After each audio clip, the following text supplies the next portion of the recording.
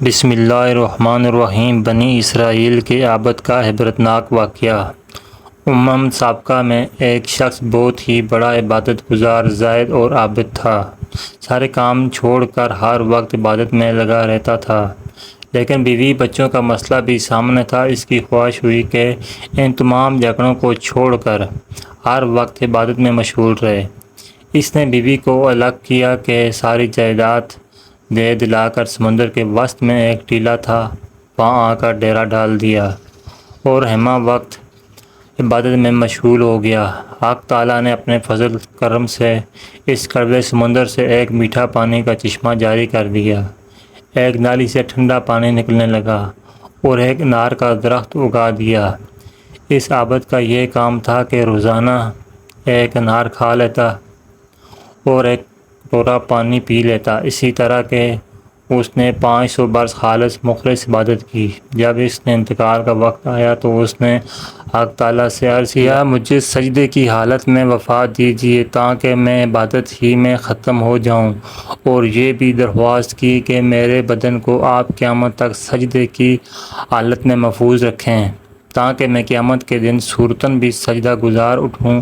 اللہ تعالیٰ نے ان کی دونوں درخواستوں کو منظور فرما لیا۔ ان کی وفات ہوئی اور اسی حالت میں بدن کو محفوظ فرمایا۔ مورخین ارشاد فرماتے ہیں کہ اب بھی وہ محفوظ ہے، لیکن وہاں پر اللہ تعالیٰ نے ایسا گنجان درخت اگا دیا ہے کہ لوگ ہیبت زدہ ہیں، وہاں پر جاتے نہیں۔ بہرحال انتقال کے بعد اسی حالت میں حق تعالیٰ کے سامنے اس کی پیشی ہوگی یا قیامت کے دن ہوگی۔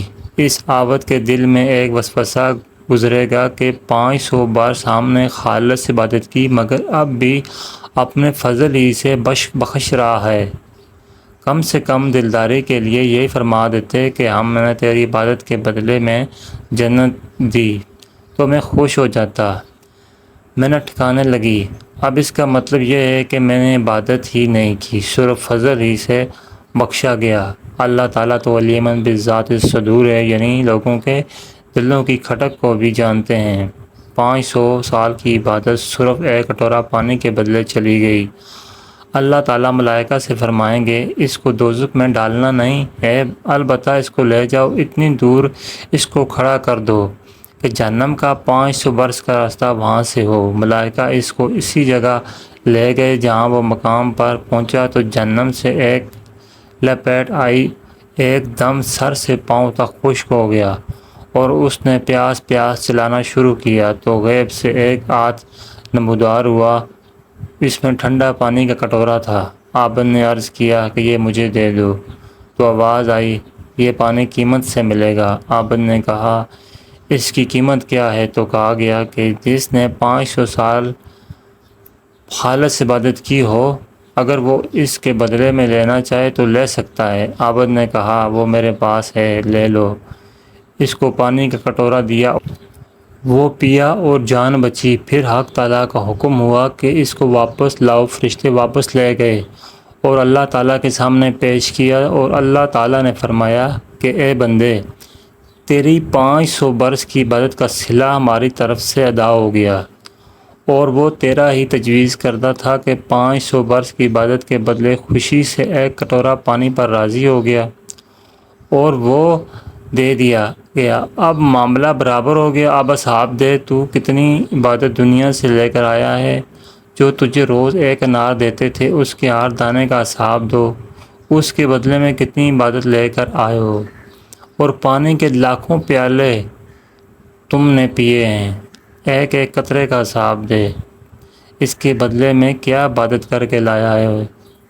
اور ہم نے جو آنکھوں میں نور بخشا تھا، اس کا ایک ایک تار تھا کہ تو اس دنیا کی چیزوں کو دیکھتا تھا، اس کے بدلے ہر تار کا حساب دے۔ اس کے بدلے میں کیا عبادت کر کے لایا ہے؟ اور ہم نے جو سانس کی نعمت دی ہے، کیا سانس کا حساب دے۔ اس کے بدلے میں کیا عبادت کر کے لایا ہے؟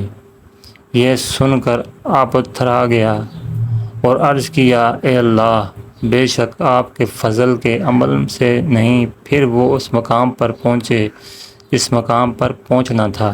حقیقت یہ ہے کہ انسان خواہ 5000 برس عمل کرے، مگر فضل ہی کام دے گا، محض عمل کام نہیں دے گا۔